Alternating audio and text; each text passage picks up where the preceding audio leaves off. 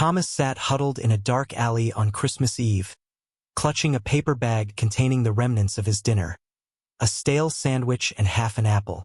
The biting wind cut through his threadbare coat, but it wasn't just the cold that made him shiver.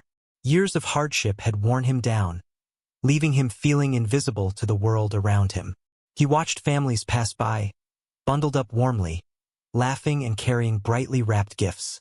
Children clutched their parents' hands, eyes sparkling with excitement. Each happy face reminded Thomas of everything he'd lost. The job, the apartment, the family he once had. Now, all he had was this alley and the scraps of food strangers occasionally gave him. Tonight, though, even those scraps felt heavier than usual. He thought about the holidays he used to celebrate, the warmth of a home filled with laughter and love. Those memories were distant now, like echoes fading into silence. As he took a bite of his sandwich, he wondered if anyone would even notice if he disappeared. But then, movement caught his eye. A small figure huddled against the wall across the alley. A boy, no older than 10, sat there shivering, his thin jacket offering little protection from the cold. His face was pale, and his eyes darted nervously, searching for something or someone. Thomas hesitated, torn between pity and practicality. He barely had enough for himself. How could he help anyone else? Yet, looking at the boy, he saw a reflection of his own loneliness. Maybe, just maybe, sharing what little he had could mean something, not just to the boy, but to himself too. Thomas stared at the boy for a moment longer, his heart heavy with empathy. He knew what it was like to feel abandoned by the world, to sit in the cold, hoping someone might care enough to notice. Slowly, he pushed himself up from the ground and walked over, holding out the paper bag. "You look hungry," Thomas said softly, his voice rough but kind. "Here, take this." The boy looked up, startled. His wide eyes flickered between Thomas and the food, uncertainty written all over his face. I can't," he stammered. "It's yours." "It's okay," Thomas insisted, pressing the bag into the boy's hands. "I've had my share. You need it more than I do." The boy hesitated, clutching the bag tightly. Tears welled up in his eyes as he whispered, "Thank you." Thomas nodded, forcing a small smile despite the emptiness gnawing at his stomach. "Don't mention it, kid. Merry Christmas." As the boy began eating quietly, Thomas sat down beside him, wrapping his arms around himself to ward off the chill. They didn't speak much, but the silence wasn't uncomfortable. It was filled with unspoken understanding. Both were lost in their own worlds, yet somehow connected through shared pain and quiet resilience. Watching the boy eat reminded Thomas of happier times when he used to share meals with his own family. Back then, life had seemed so simple, so full of promise. Now, sitting here in the freezing alley, he wondered if he'd ever feel that sense of belonging again. Still, there was something comforting about knowing he'd done the right thing, even if it left him with nothing. For the first time in years, Thomas felt a flicker of hope. Maybe kindness still mattered, even in a world that often felt cruel and indifferent. Little did he know, this single act of generosity would set off a chain reaction neither of them could have anticipated. The boy's name was Alex. He came from a wealthy family, but wealth couldn't fill the void in his heart. His mother, Sarah, was a successful businesswoman who spent most of her time working late hours and traveling for meetings. To Alex, she might as well have been a stranger. For weeks leading up to Christmas, Alex had begged his mother to spend time with him, to bake cookies together, decorate the tree, or simply sit and talk. But every request was met with excuses, "I'm too busy right now," or "We'll do it later, I promise." Eventually, Alex stopped asking. Instead, he grew angry, angrier than any child should be at their parent. On Christmas Eve, unable to bear the loneliness anymore, he slipped out of the house while Sarah was on yet another work call. He didn't know where he was going. All he knew was that he wanted to escape the emptiness of his home. Hours passed, and Alex wandered aimlessly through the cold streets until exhaustion forced him to stop in that dark alley. That's when Thomas found him, or perhaps when fate brought them together. Meanwhile, Sarah's evening unraveled quickly once she realized Alex was missing. At first, She thought he was sulking in his room, upset about her broken promises again. But when she checked his bedroom and saw the open window, panic set in. "Alex!" she called out frantically, searching every corner of the house. When there was no sign of him, she grabbed her coat and rushed outside, calling his name into the freezing night. Her mind raced with worst-case scenarios. What if something terrible had happened? What if she never saw him again? Sarah scoured the neighborhood, her fear growing with each passing minute. Finally, she spotted movement in an alley. A faint glow from a street lamp illuminated two figures sitting close together. As she approached cautiously, her breath caught in her throat. There was Alex, sharing a humble meal with a man she didn't recognize. Her initial relief turned to awe as she watched the scene unfold. The man wore tattered clothes and looked like he'd seen better days, yet he sat patiently beside her son, ensuring he ate. It was clear the food belonged to him. He had nothing left, but he hadn't hesitated to share it. Tears streamed down Sarah's face as she stepped forward. "Alex!" she cried, her voice trembling with emotion. The boy looked up, startled. For a moment, guilt flashed across his face, but then he remembered the kindness of the man beside him. Turning to Sarah, he said quietly, "Mom, this man shared his food with me. He didn't have to, but he did." Sarah knelt down, pulling Alex into a tight embrace. Then, she turned to Thomas, her eyes filled with gratitude. "Thank you," she whispered hoarsely. "You saved my son tonight, not just by feeding him, but by showing him love when I failed to." Thomas shifted uncomfortably, unused to being thanked or even noticed for anything. "It wasn't much," he muttered, looking away. "Just doing what anyone would have done." But Sarah shook her head firmly. "No, not everyone would have done this. Please, come home with us. Spend Christmas with us. You deserve warmth and kindness too." Her invitation stunned Thomas. He hadn't expected anything in return for his act of generosity, let alone an offer to step into someone else's world, a world so different from his own. Yet, something in Sarah's pleading eyes made him hesitate. Maybe, just maybe, this could be a chance to start over. Thomas hesitated, unsure how to respond. The idea of stepping into a warm home, especially one as grand as Sarah's, felt foreign and overwhelming. He glanced at Alex, who was watching him with hopeful eyes, then back at Sarah, whose expression radiated sincerity. I don't think that's a good idea," Thomas said finally, shaking his head. "I'm not the kind of person you invite into your house." "You're exactly the kind of person we should invite," Sarah countered gently but firmly. "Please, Thomas, let us repay your kindness, even if it's just for one night." Her words struck a chord deep within him. For years, Thomas had believed he didn't deserve compassion or care. But something about Sarah's insistence and Alex's quiet admiration made him reconsider. After a long pause, he nodded reluctantly. "All right, just for tonight." The drive to Sarah's house was surreal. Thomas sat in the back seat of her car, feeling out of place among the leather seats and polished wood accents. Alex chattered excitedly about Christmas traditions, while Sarah occasionally glanced at Thomas through the rearview mirror, offering reassuring smiles. When they arrived, Thomas stepped out cautiously, taking in the sight of the sprawling estate adorned with twinkling lights and festive decorations. It looked like something out of a dream, or perhaps a world he'd forgotten existed. Inside, the warmth enveloped him immediately. A crackling fire roared in the hearth, casting a golden glow over the elegantly decorated living room. The smell of pine and cinnamon filled the air, making Thomas feel both comforted and uneasy.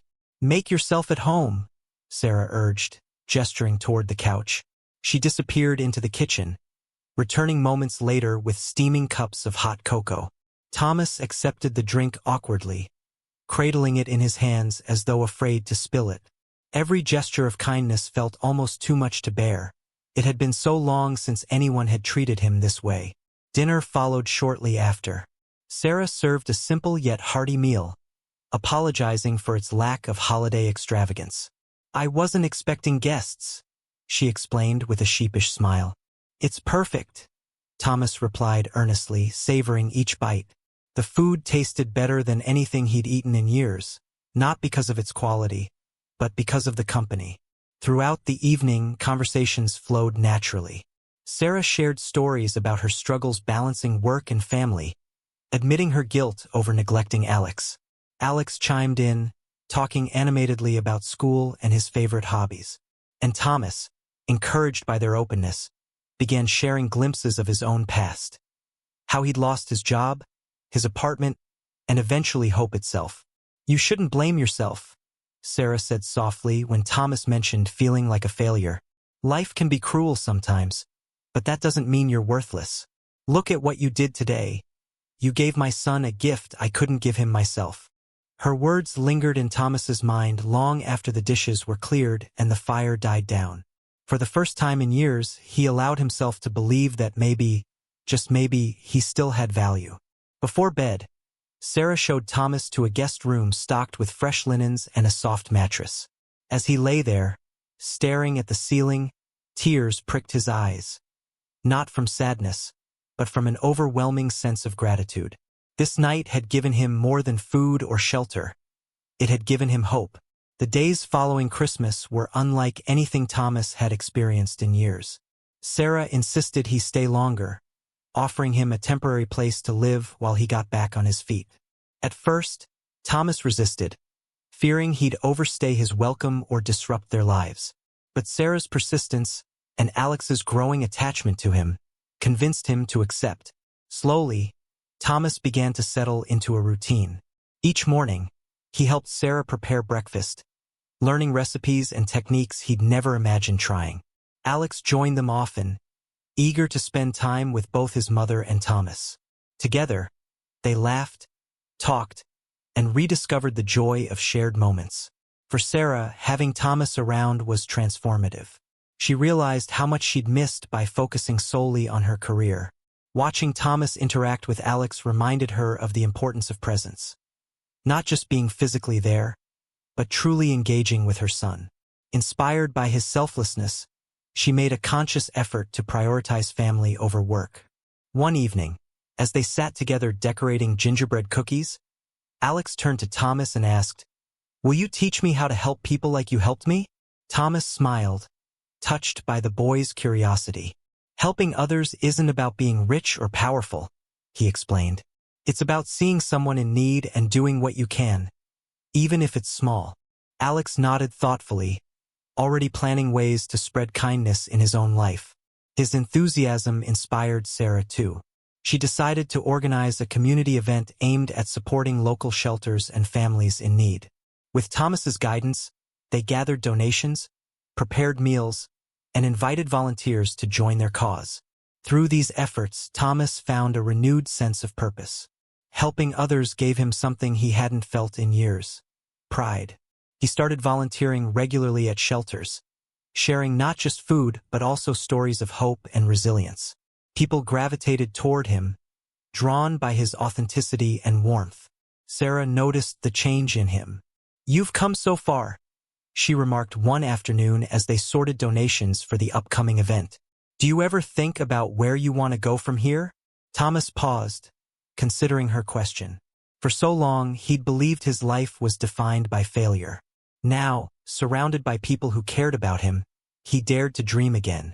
"I'd like to keep helping others," he admitted. "Maybe find a job that lets me give back every day."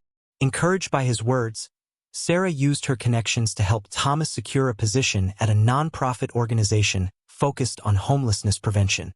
The role wasn't glamorous, but it allowed him to make a real difference. A chance to rewrite his story. As weeks turned into months, Thomas became an integral part of Sarah and Alex's lives. They celebrated milestones together, from Alex's school achievements to Thomas's first paycheck from his new job. In return, Thomas taught them the value of gratitude, humility, and compassion. One evening, as they sat around the dining table sharing a meal, Alex looked at Thomas and said earnestly, "You're like the dad I never had." Tears welled up in Thomas's eyes, but before he could respond, Sarah added softly, "And you've given us something we didn't know we needed, a reminder of what truly matters." Their bond deepened further, proving that family wasn't always defined by blood.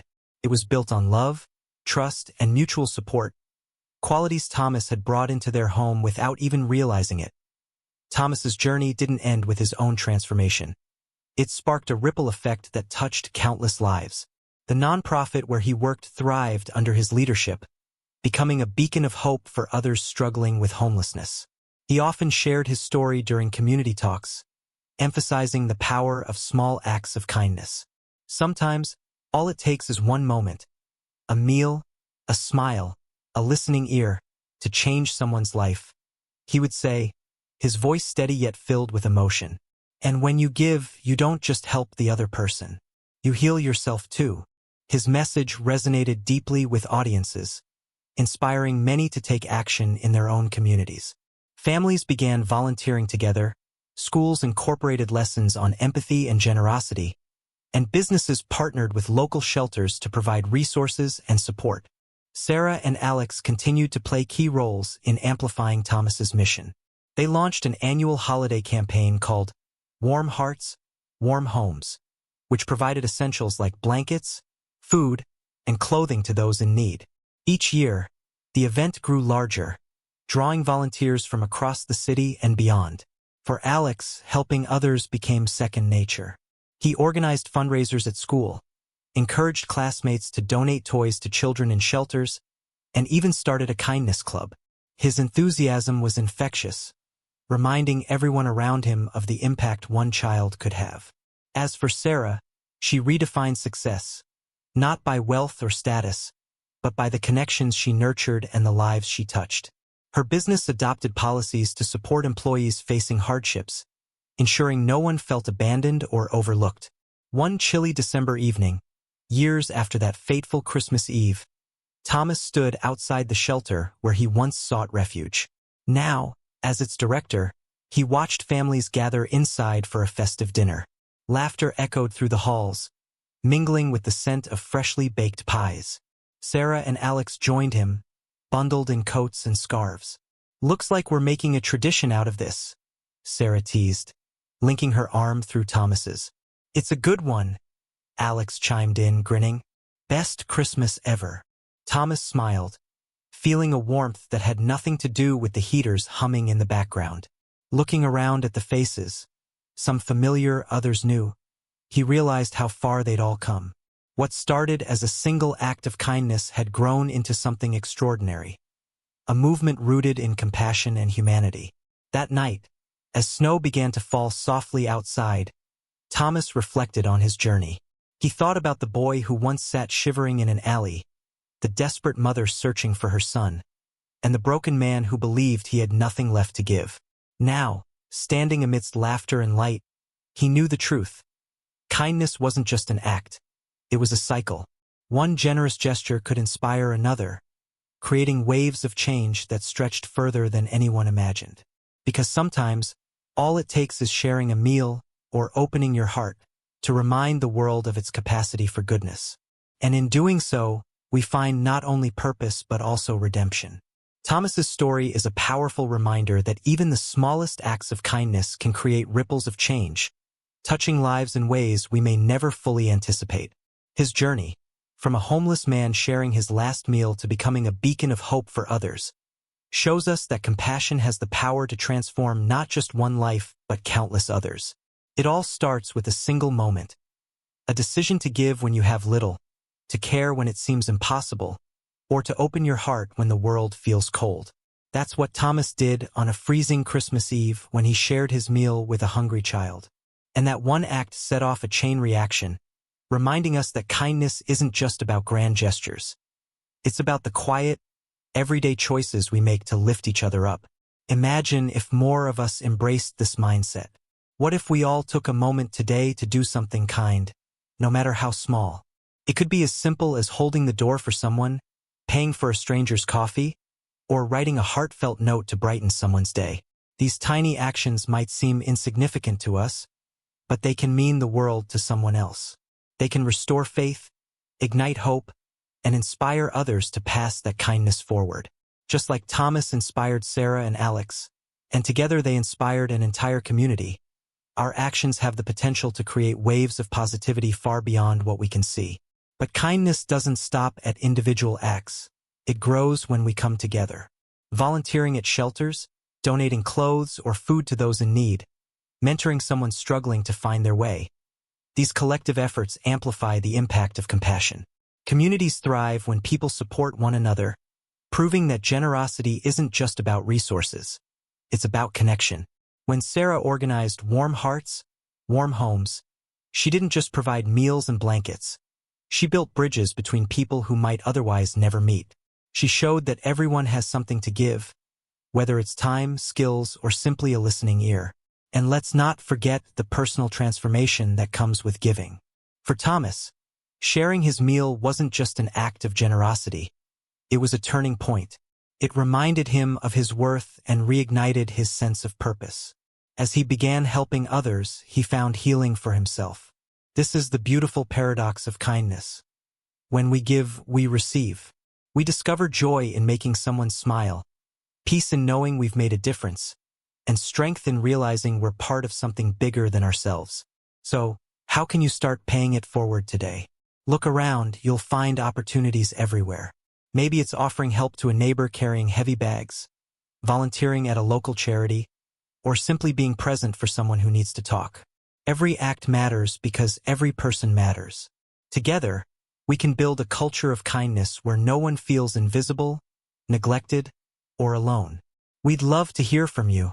Share your stories of kindness in the comments below. How have you made a difference recently? Or how has someone else's kindness impacted your life? Your words could inspire others to take action and remind us all of humanity's incredible capacity for good. Let's work together to create a world where kindness becomes the norm, not the exception.